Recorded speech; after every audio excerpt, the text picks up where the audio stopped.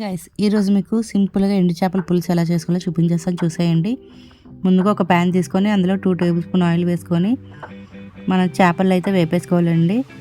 అదే ప్యాన్లోని మనం కట్ చేసి పెట్టుకున్నటువంటి ఇంకా పచ్చిమిర్చి వేసుకొని బాగా వేయించుకోవాలి. బాగా వేగిన తర్వాత కట్ చేసి పెట్టుకున్నటువంటి టమాటా ముక్కలు వేసుకొని అవి కూడా బాగా వేగిన తర్వాత కొంచెం సాల్ట్, అలాగే 2 టేబుల్ స్పూన్ కారం వేసుకొని ఇవన్నీ బాగా దగ్గరగా మగ్గేంత వరకు ఉంచుకోవాలి. చూసారు కదా, ఈ విధంగా దగ్గరికి మగ్గిన తర్వాత ఇందులోనే ఇప్పుడు ముందుగా మనం వేయించి పెట్టుకున్నటువంటి చేపలు కూడా వేసేసుకోవాలన్నమాట.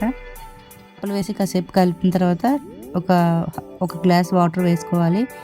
వాటర్ మరీ ఎక్కువైతే బాగోదండి, కొంచెం దగ్గరగా ఎగురులాగా ఉంటేనే బాగుంటుంది కాబట్టి ఒక గ్లాస్ వాటర్ అయితే సరిపోతుందన్నమాట.